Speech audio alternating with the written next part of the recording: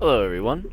In this mission, I'm going to be sending an SSTO to Laythe. It'll take a little bit to get there. We're going to make a stop to refuel on Minmus, but I figure what kind of Kerbal Space Program YouTuber am I if I don't have an SSTO video, right? So, off we go. This is the SDN-H4 Ambition, which is probably my fanciest SSTO that I've built so far.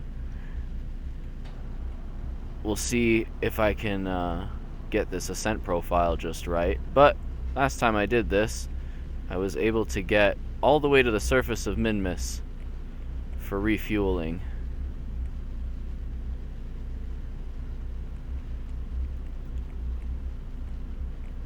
You might notice this ship does not use any atmospheric engines. I like atmospheric engines, they're fun. And I'll probably do a video, I'll do a full build video with a more traditional SSTO design than this. But lately I've been having a lot of fun with pure rocket powered SSTOs. Oh, need my nerves.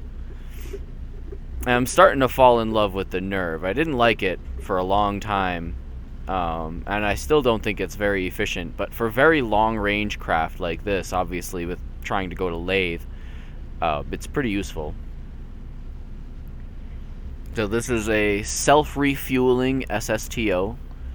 I believe my Delta V is, well, I have a lot of with all of the equipment that's in here now, and I'm bringing a bunch of cargo to my Laythe station as well. Probably closer to 6,000 Delta V.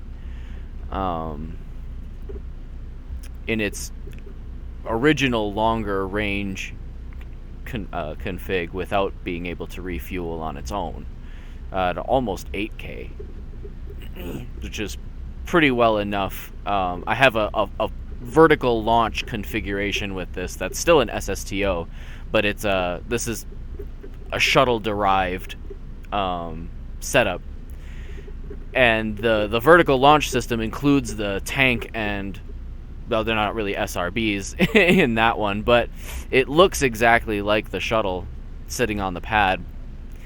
And in that config, it can get all the way to Laythe without needing to refuel at all. But it's a lot more expensive, it's a lot less efficient, and honestly, doing runway takeoffs with SSTOs like this is just way more fun. So we're going to do it this way.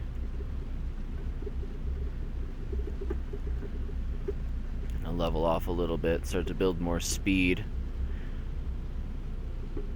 I need to make sure that I'm going fast enough before I fully run out of oxidizer. The nerves give me good range, but they don't have much thrust to weight ratio, so if I'm not pretty close to orbital speed by the time the vector runs out of oxidizer, then I'm basically boned. Let's see. We'll orbit around 80, 85, hopefully.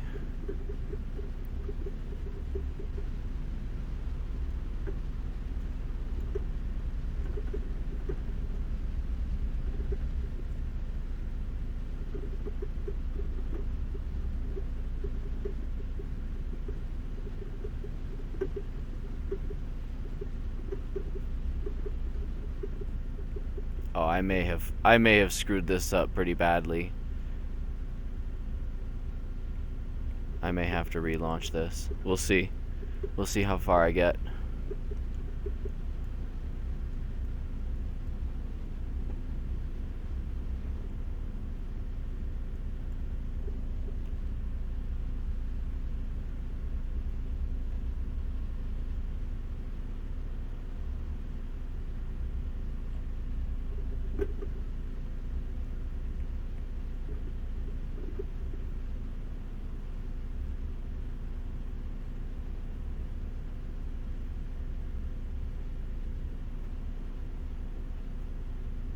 I have plenty of Delta V, but we're just not quite going fast enough. I might still be able to make this one work though. We might be okay. A minute 5, we'll see. I have plenty enough fuel, so as long as I can get going fast enough, then we're Gucci.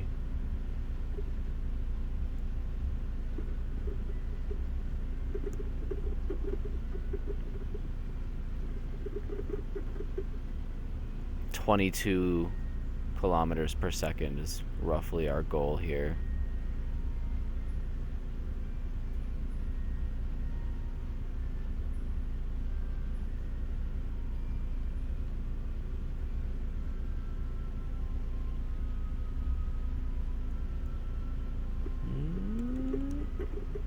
Oh, I think I'm gonna make it.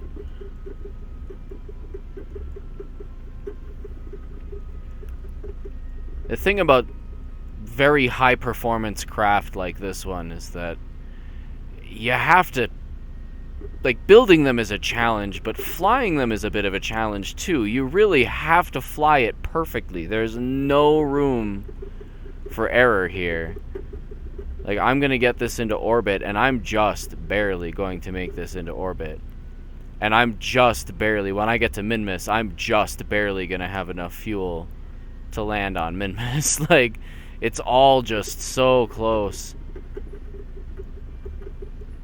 For short range stuff, it's really easy to just have way more engine than you need, and you can maneuver however you need to without having to worry about running out of fuel. But a single stage to Minmus is fairly high up there, and with carrying self-refueling equipment along for the ride too, I just have no engine for how much tank we've got.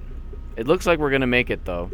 I'm still dropping, but I'm almost up to speed, and I'm pretty sure I'm gonna get to orbital speed before I re-enter the atmosphere. Yep, there. See, my light just turned off on my vertical speed indicator, and we're about to start lifting again, which means we made it. Alright. Let's actually get the rest of the way into orbit here.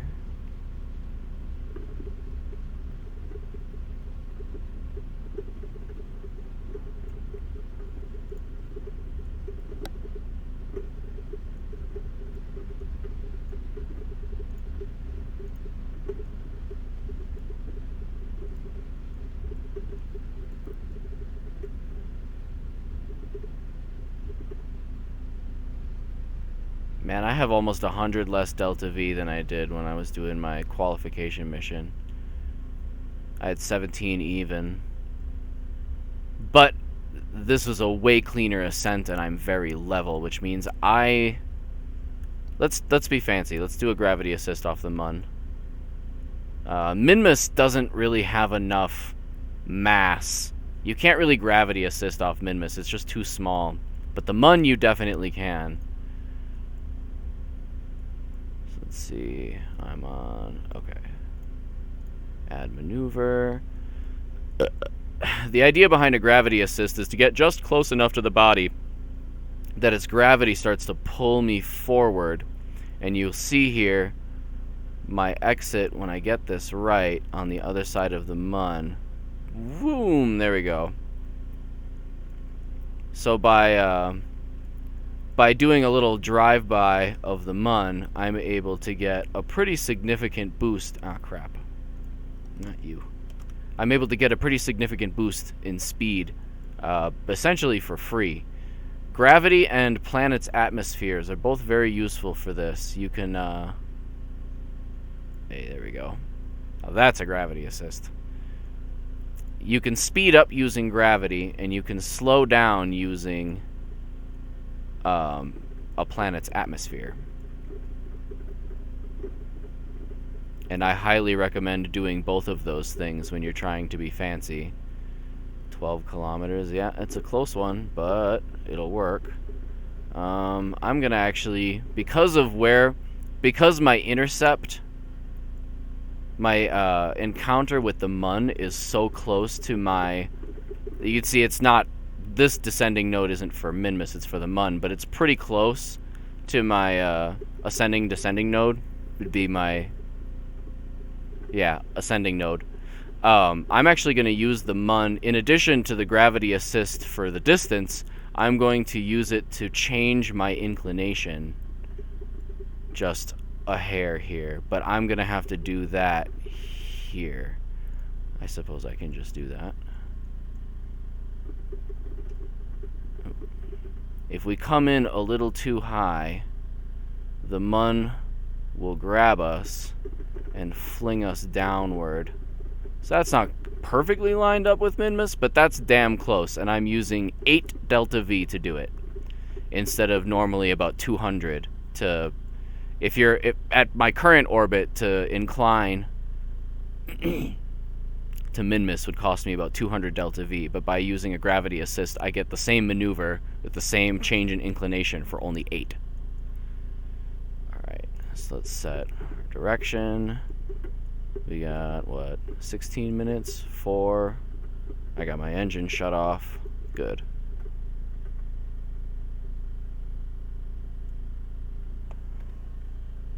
Fancy time.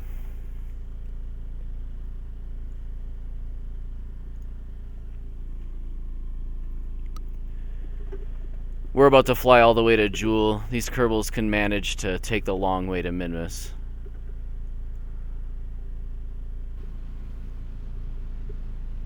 It's easy to get impatient with low thrust to weight ships for really long range stuff like this, because your burns take so long. Even regular little maneuvering burns like I'm doing here take kind of a long time.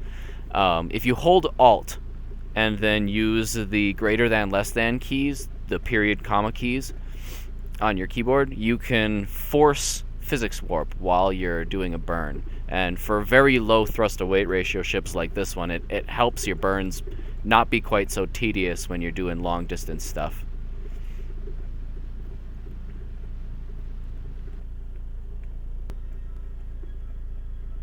Okay, we saved it. I'm cutting this, but I time warped to warp into my Mun encounter, and it, like, I made it angry. I don't know. It was not happy about it, though, so I'm gonna be a little more careful about that this time through. I was on my way to nowhere very, very quickly. It's funny how the Kraken will do that to you every once in a while. Save often. Fortunately, the game does it for you, even if you forget to do it yourself.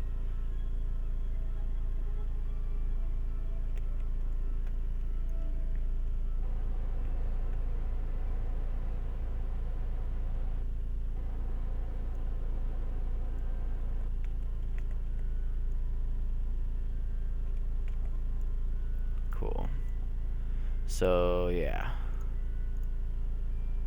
Let's very carefully do our gravity assist.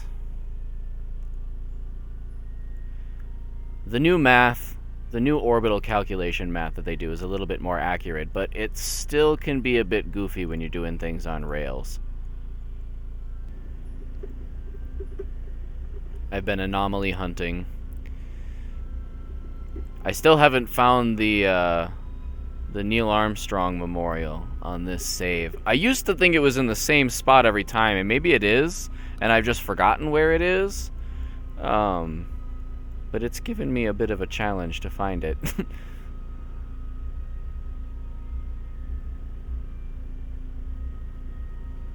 Okay. There. Now, we'll set you as our target. We will... I guess I'll get my inclination lined up perfectly. No reason not to.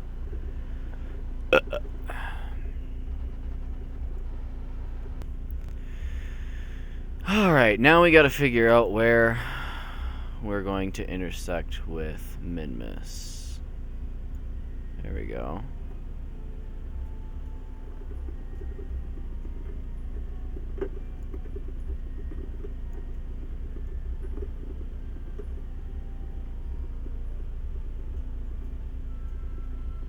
That seems pretty close. I guess I shouldn't say you can't get a gravity assist off Minmus. We're getting a decent one here. It's just less noticeable, I guess. We're gonna do a prograde orbit here. No.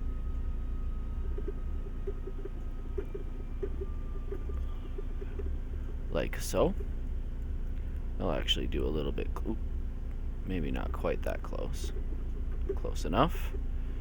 12. Yeah, I'm using way less. See, I just need to get in the habit of doing gravity assists like this more. It saves an absolutely amazing amount of fuel. I'm using my my qualification run. So before I do a video, I always test my ships to make sure that they actually work. Just because recording and doing a whole mission like this is very time consuming, and for me to go, you know, 3, 4, 5 hours into a mission for a YouTube video and then the ship doesn't work when I get to my final destination, well, it's kind of bogus.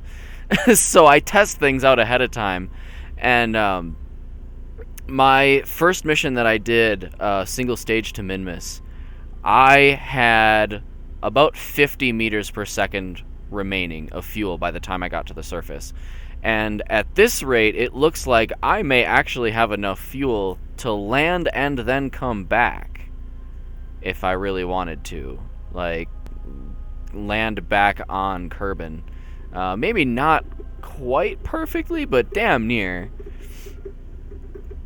Just by doing a couple of gravity assists, I've saved 400 or 500 meters per second of fuel.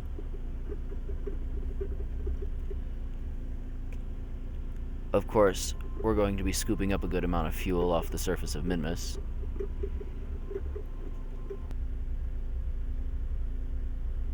Oh crap, I don't know if I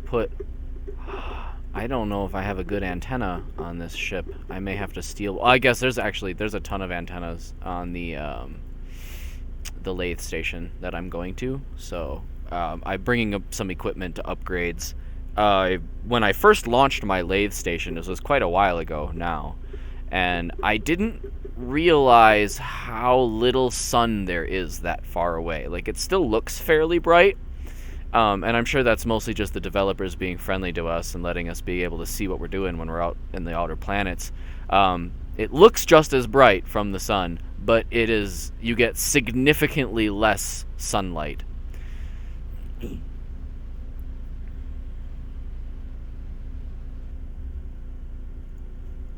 So I'm bringing a bunch of RTGs. I don't know if I even had the RTG unlocked, because it doesn't. That station doesn't have any on it at all, and I don't know if it's because I was being cheap, because this is my 50-50 career mode game.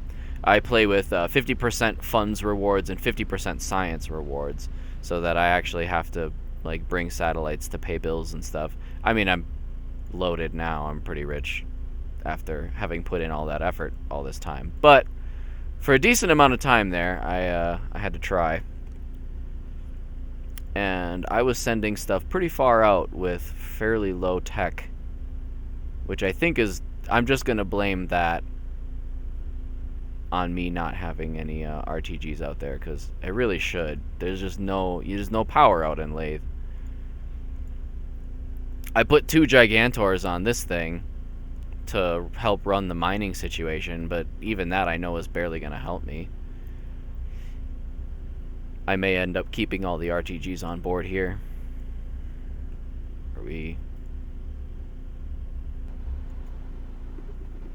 This ship's not actually all that heavy, especially when it's empty, but I get nervous when I'm making landings like this.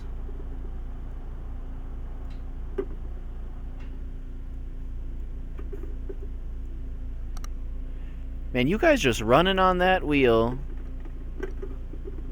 I keep forgetting to take their wheel out of their cage when I'm recording. I think it's cute, but it can be a bit distracting. My mic picks up their antics pretty loud.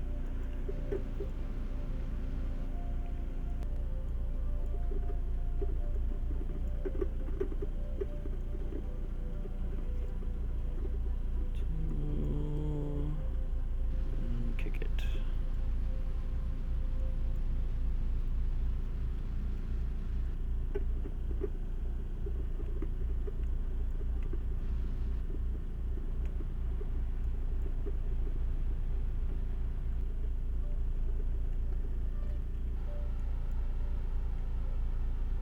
Boop. That may have been a little bit hard, but all's well that ends well. And we've made it to the surface. Can transmit science. So I do have an antenna on here somewhere. Whatever. We're going to get us some fuel. In the next video, I'm going to be taking off and making my next refueling stop around Ike. I may just gravity assist my way to Joule. We'll see. The original goal was to run from Minmus to Ike to Paul and then to Laythe. But I may be able to skip Ike. Depending on how much range I actually have on this guy fully loaded. We'll see how that goes. But that'll be for our next video. For now, have fun with your own adventures. I hope I've given you a little bit of inspiration. And like and subscribe.